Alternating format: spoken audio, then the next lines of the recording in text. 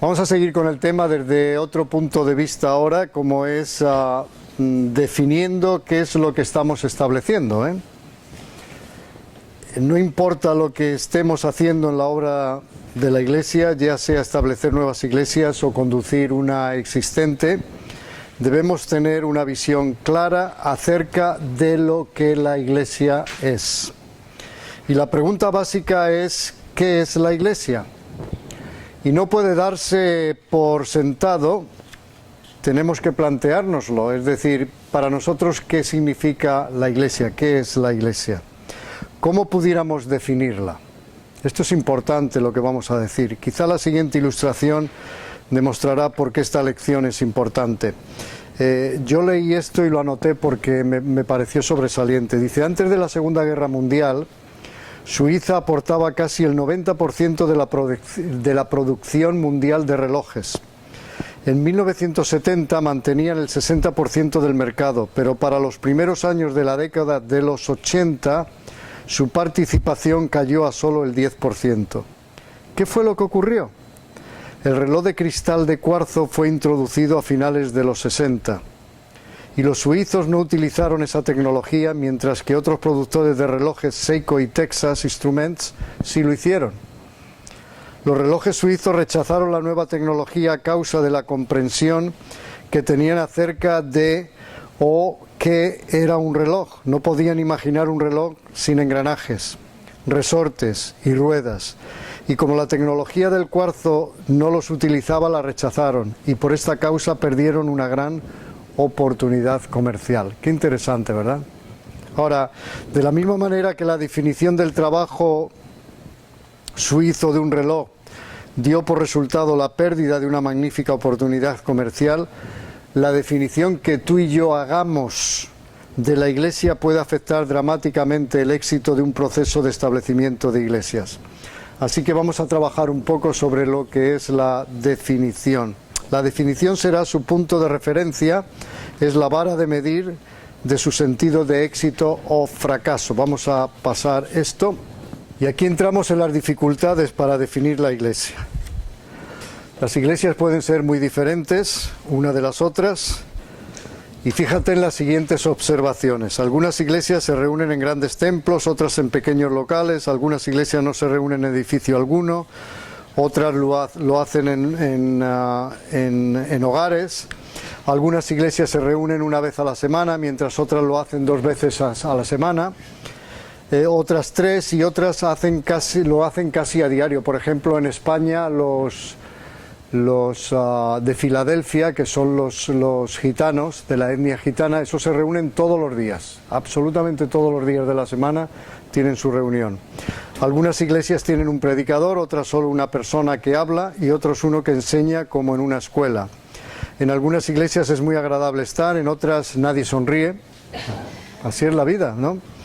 En algunas iglesias los cultos son muy movidos, la gente se mueve de aquí para allá y responden audiblemente a todo lo que ocurre, mientras que en otras son más calmados y la mayoría de las personas escuchan tranquilamente sentados. Yo he estado en alguna de estas iglesias donde todo el mundo habla.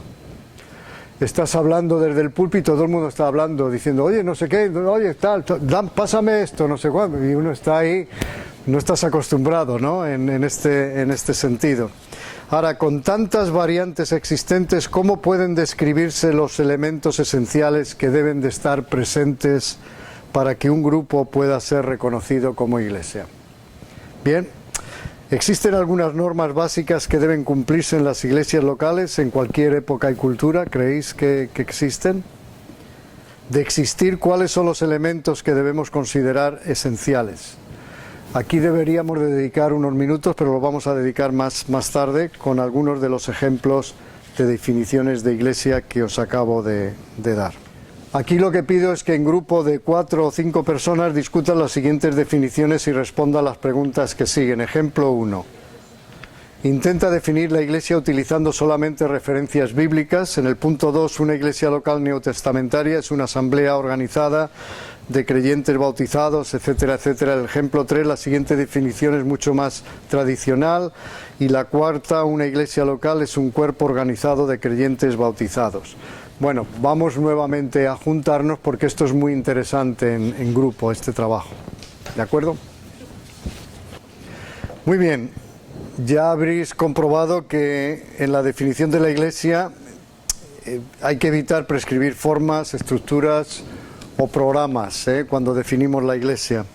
Y al intentar definir la Iglesia local existe la tendencia a centrarse en las formas, las estructuras, en lugar de hacerlo en las funciones. Pero ¿a qué es difícil a veces definir la Iglesia? Nos sentamos, discutimos, etcétera, etcétera, etcétera, ¿no? Cuando los establecedores de iglesias hacen esto, caen en la trampa de utilizar las formas como punto de referencia en su éxito. Es decir, la iglesia ha tenido éxito porque lo hemos hecho de esta y de la otra manera. En vez de... Bueno, las formas son las formas y pueden cambiar, como he dicho. Entonces, yo puedo traspasar unas formas a España o a la América Latina o a cualquier otro sitio y no funcionan. No funciona, lo que funciona son las funciones de la Iglesia. Eso es lo que funciona, lo que trae la gente, que es las formas. No, lo que trae la gente a Jesucristo es la función en este sitio concreto, ¿no? Aunque no hay nada malo en estas cosas, ellas no definen la Iglesia como un pueblo espiritual. Yo quiero que veáis, yo os voy a dar una hoja, no nos vamos a poner a trabajar, esta es simplemente para pasar y trabajar en casa, que es redactando, es algo que te ayudará a redactar tu definición de la Iglesia. Por ejemplo, se dice que Alex estaba convertido de que para una buena adoración era necesario tener un templo hermoso y bien adornado. Eso son formas, ¿vale? Después de un año de ministerio en el establecimiento de una iglesia con 15 miembros dedicados en ella, Alex se puso la meta de construir un templo. Se requerían los permisos, licencias municipales, levantar fondos necesarios, comprar la parcela, contratar una empresa constructora, etcétera, etcétera, lo que conlleva la construcción de un edificio, ¿no? El proyecto consumió todo su tiempo de manera que fue incapaz de centrarse en el ministerio a los 15 miembros de su rebaño. ¿Qué es lo que ocurrió? Pues sencillamente que Alex perdió la iglesia. ¿Veis? Cuando nos centramos solo en las formas, pero no en la función, puede ocurrir eso. Entonces, en ese papel que os acabo de dar, redactando tu definición de la iglesia, para desarrollar tu propia definición de la iglesia, lee los pasajes siguientes buscando los principios que explican lo que es la iglesia. Escribe esos principios en el espacio disponible y utiliza otras referencias bíblicas si así lo crees conveniente. Y luego hay un plan de acción y demás. Y luego, otra hojita que os voy a dar. Todos son hojitas, ¿eh? Y estas son la revisión de las Escrituras. Como veis, lo que yo he hecho ahí es definir la iglesia. Daros lo que yo pienso que puede ser una buena definición. Hay muchas maneras de definirla, ¿eh? Pero tienen que entrar los siguientes elementos que veis ahí. Por ejemplo, para hacer una buena definición, la iglesia cristiana de donde se reúne, donde sea, existe para glorificar a Dios, en primer lugar, a través del equipamiento de los santos. Ahí tenéis, por ejemplo, Efesios 4. A través del equipamiento de los santos para la labor del ministerio, de modo que todo hombre, mujer y niño en el lugar donde esté la iglesia tenga la oportunidad de oír, entender y aceptar o rechazar a Jesús como Salvador personal, y que cada miembro de la iglesia llegue a estar activamente involucrado en la realización de la gran comisión en todo lugar, contribuyendo con sus dones y talentos. Esto es una definición. Naturalmente que hay otras definiciones. Pero si una definición de la Iglesia incluye todo esto que estamos teniendo aquí, es como si fuera una meta para la Iglesia. Ni más ni menos, es una meta. Vamos a lograr que a través del equipamiento de los santos, ya estamos hablando del equipamiento de los santos hacia el ministerio, de modo que todo hombre, mujer y niño, ya estamos empujando la evangelización en la iglesia, el discipulado en la iglesia, al menos tenga la oportunidad de oír, entender, aceptar o rechazar a Jesús como Salvador personal, y que cada miembro de la iglesia llegue a estar activamente involucrado en la realización de la gran comisión en todo lugar, contribuyendo con sus dones, talentos, podemos añadir recursos, etcétera, etcétera, lo que queramos añadir. Pero lo que quiero decir es que tenemos que meter aquí lo que son las funciones, de alguna forma, y ahí entran las funciones. ¿Alguna pregunta en cuanto a esto? Estaba buscando algunas declaraciones que yo tengo de algunas personas. Muchas declaraciones de propósito revelan el objetivo del ministerio, que puede ser un territorio geográfico, un grupo cultural o mejor toda una combinación de ambos. Fíjate en las siguientes ejemplos de declaraciones de propósitos de algunas iglesias que yo he anotado, las que he visto que tenían una declaración de propósitos. La Iglesia de las Buenas Nuevas existe para adorar al Señor, edificar a los creyentes y proclamar el Evangelio a los perdidos en la ciudad de... ¿Vale? Es una definición, es corta, pero es una definición. La Iglesia de la Fraternidad Evangélica existe para proclamar el Evangelio en la ciudad y el municipio de nuestra nación y el mundo. Bueno, esta todavía se aleja más, ¿no? en este aspecto, pero está muy bien. La Iglesia de la Resurrección existe para ministrar a las familias de la ciudad de... Hasta ahí, no había más declaración. La Iglesia de la Fe existe para hacer discípulos completos de Cristo, de los adultos titulados universitarios. Esta era una definición. La Iglesia de la Fe existe para hacer discípulos completos de Cristo, de los adultos titulados universitarios. Bueno, pues se ve que es la meta que quería alcanzar y ya están bien. ¿Cuáles de las anteriores declaraciones o de las que acabo de hacer de propósitos te parecen más útiles y por qué? ¿Cuáles te parecen más útiles?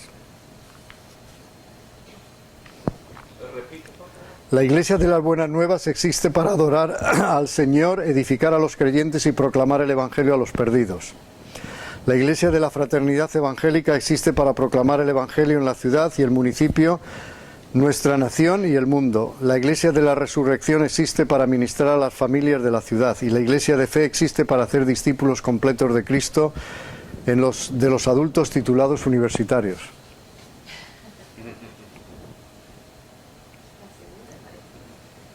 Yo creo que cualquier declaración debe tener al menos 5 cualidades. Y con esto vamos a ir ya resumiendo, mejor dicho, cerrando. Mirar, debe ser lo más clara y concisa posible, porque nadie recuerda una declaración de 7 páginas. Pero esto sí se puede memorizar. Cuando alguien te pregunta, oye, ¿qué es tu iglesia? La iglesia cristiana que se reúne, mi iglesia que se reúne en tal sitio, existe para glorificar a Dios, plum, plum, plum, plum, plum. Vas al grano que llamamos, Por lo tanto, debe ser lo más clara y concisa posible. 2. Las personas deben desear desesperadamente los ideales expresados. Es decir, aquí, ¿cuáles son los ideales expresados? ¿Cuál pensáis que son? Glorificar a Dios. Muy bien. Equipamiento de los santos. Muy bien. Ya estamos poniendo ideales, ¿os dais cuenta? Sí, sí. Es decir, tercero, debe entusiasmar. Debe de realmente entusiasmar. Es decir, cuando oímos esto, wow, yo quiero ser equipado, yo quiero estar metido en este tipo de labor. 4, debe ser seguida fielmente. Es decir, si redactamos una declaración de propósito como es y la metemos en un cajón y nos olvidamos de ella, no nos sirve absolutamente de nada. Absolutamente de nada. 5. Debe revisarse y ajustarse periódicamente. No pasa nada. Es decir, no hemos hecho una equivocación, sino a lo mejor suponeros que, como esta última que leí, no, la última no, la Iglesia de la Fraternidad Evangélica existe para proclamar el Evangelio en la ciudad, el municipio de nuestra nación y el mundo.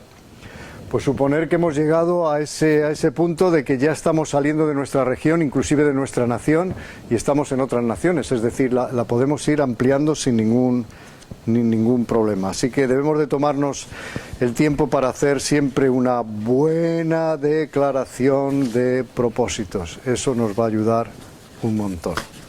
Bueno, pues yo he llegado al final, así de clarito.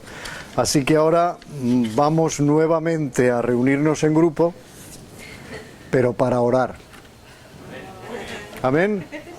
O sea, vamos a darle gracias a Dios por todo lo que hemos aprendido y vamos a ver la forma en que podemos decirle que Él nos ayude con todo esto que hemos aprendido, a ponerlo en práctica, a llevarlo a la práctica, a saber administrarlo y demás. Antes de reunirnos, y estoy de acuerdo con nuestro hermano que nos ha servido tan amablemente y con corazón lleno del Espíritu Santo, con mucho amor, muchas gracias. Nosotros hemos sentido la presencia de Dios por medio del ministerio del hermano, y en mi vida en particular agradezco muchísimo. Estoy, siempre siendo sanado por Jesucristo, y Cristo siempre me está santificando y madurando para que pueda ser un mejor siervo y útil para su gloria. Pero antes de agruparnos para orar, Pedro, ¿por qué vengas? ¿Por qué no vienes? Y vamos a orar por el hermano. Y venga, Yolanda, por favor, vamos a orar por ellos y vamos a bendecirlos específicamente, particularmente, y luego vamos a agruparnos para orar los unos por los otros. Pedro, por favor.